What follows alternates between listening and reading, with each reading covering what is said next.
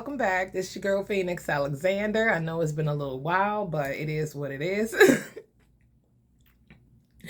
And today I want to tell y'all the story about when I got arrested in Baltimore. All right, let's get into it, okay? So at the time, let me just preface this by saying that your girl got, some little psychic abilities or whatever, right? Seriously. So I want to say 2 months before I got arrested, I had a dream that I was in the car with another individual, but I couldn't see who they were because like the seat was in the shade or whatever.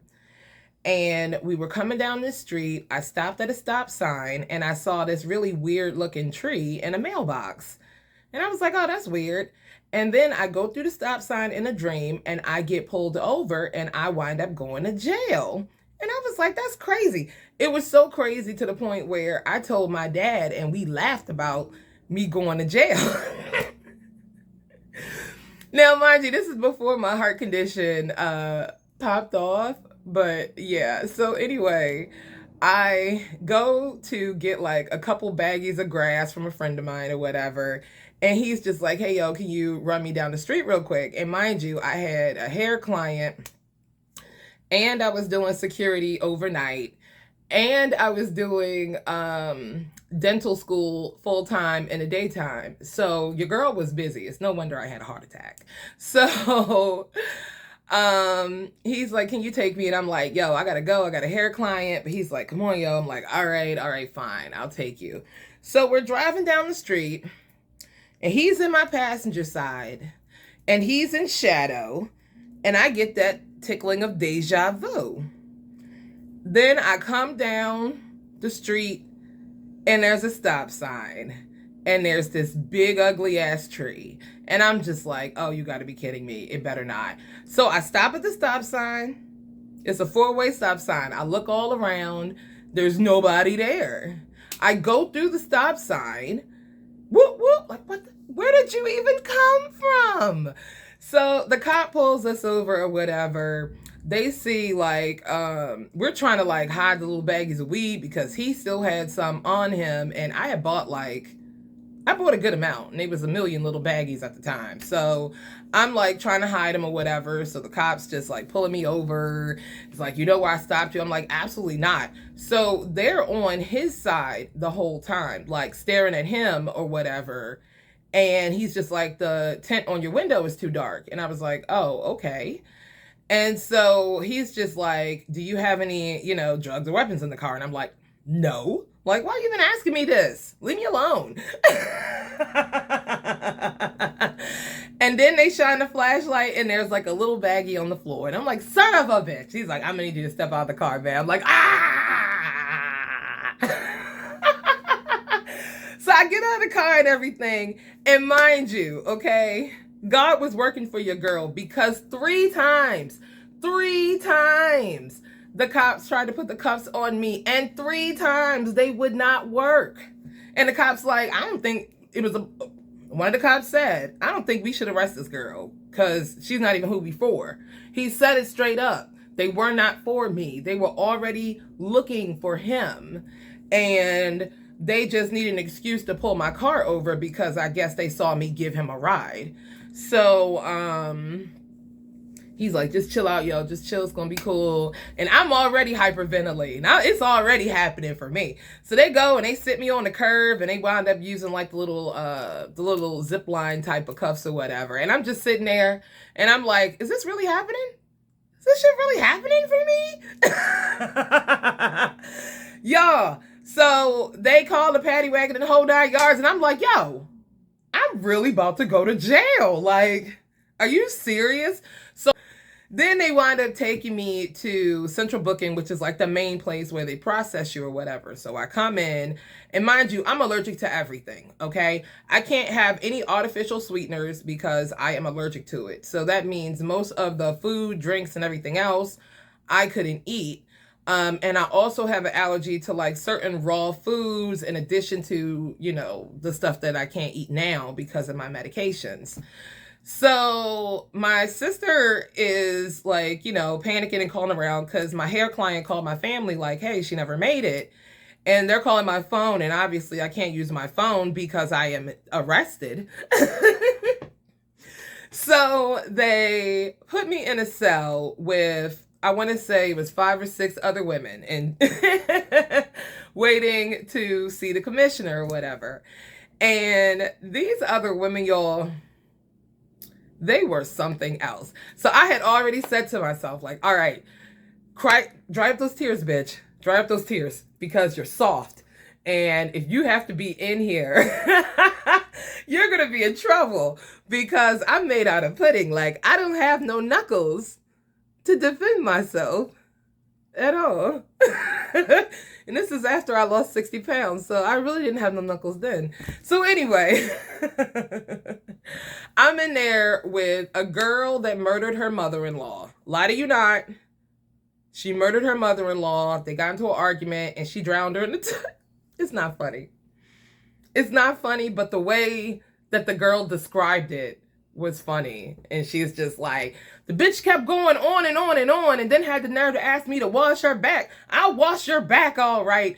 And I'm just sitting there with my eyes all wide like, oh Lord, what is happening here? So then there was another girl who was arrested for stalking, and it was like her 3rd time getting arrested for stalking. And she was telling me her tale of her clearly stalking somebody and giving the definition of stalking, and that being exactly what she was doing, but her saying, they don't have a leg to stand on.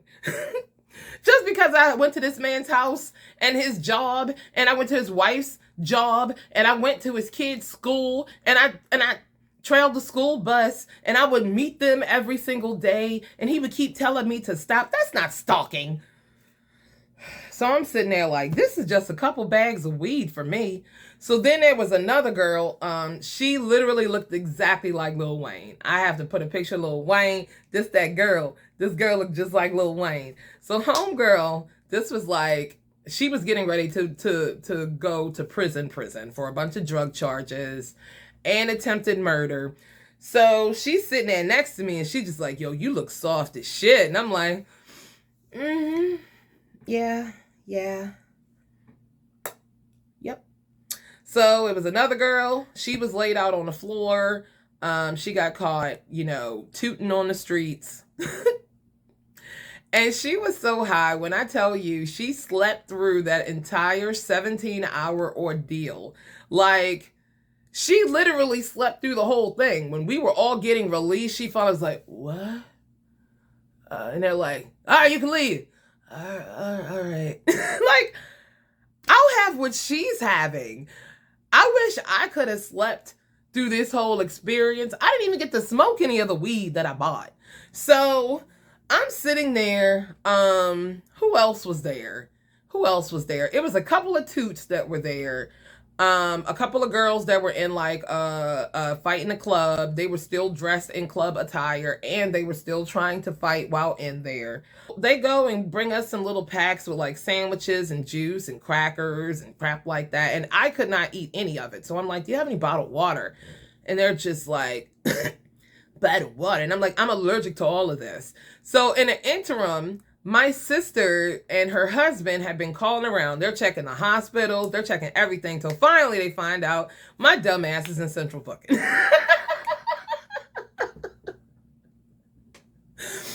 So my sister is like calling the jail. And she's so sweet. With her corporate ass. She's so sweet. She's sitting there like, oh my God, she's allergic to everything. She'll never survive in there. You gotta get her out of there. So her husband calls, and he's just like, yo, she really is allergic to every fucking thing. There's no way you're going to be able to keep this girl alive. Just chill. She'll be out in a few minutes. It's a dumb drug charge or whatever. So they're like, all right, you're still under arrest, but you can come out here and have a seat. So I'm sitting there in an office chair, just spinning around, having a good time, talking to some girl that worked there in processing. We were talking about, I can't remember what show it was at the time, but we were sitting there talking about some show, just kikiing it up. She's on the phone We looking at all the cute correctional officers. And then every once in a while, somebody would say, you're still under arrest. Like, okay, I get it now.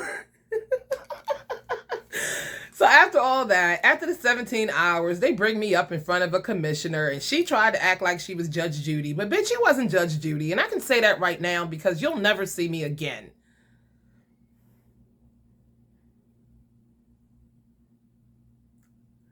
Hopefully. Either that or you'll be dead or retired. So you in particular will not see me again. But, you know, she's just like, what are you doing here? And you're going to ruin your life. And was it worth it? And I'm just like, ma'am, yes.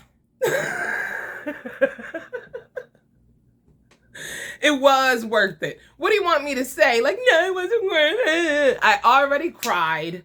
I already felt some kind of way. My makeup was ruined. I had to pee in front of strangers. Lil Wayne, the girl Lil Wayne, was like, ooh, can I sit on your lap? And I was just like, okay. She had tattoos on her face, y'all. It was everywhere. And I don't care if you call me a bitch. Yeah, I'm a bitch. That's fine. That's fine. I was a bitch and a puss that day. I sure enough did let Lil Wayne lay her head right in my lap. And I was sitting there just a-shaking. Like, oh, Lord, please don't let her rape me. And the other women's are just looking at us like, And she like, yo, you my type, yo, for real. You soft as shit. And she's all kneading my arm meats. And I'm just like, oh. And then she starts kneading on my leg meats. And I'm just sitting there like, oh, officer, come get me. And it's just like, all right, you can come on now. Like, oh, thank God.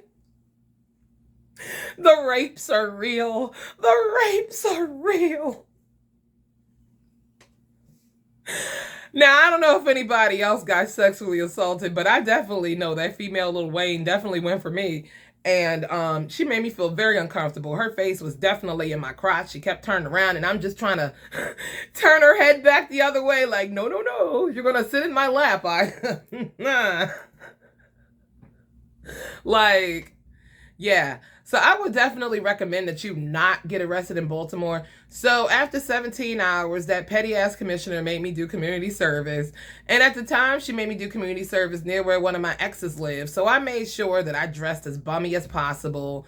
And I literally just threw on clothes that made me look like a homeless woman and went out and cleaned trash off the streets. But yeah, don't go to jail in Baltimore, y'all. It's not advisable. It's not.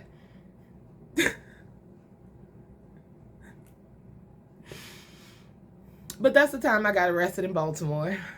Very traumatizing. And don't think because I sat in that office chair for most of it that it was better. Because it wasn't. Because when they put me in there with that general population, Lil Wayne definitely tried to take my goodies. All right. I'll catch y'all later. Bye.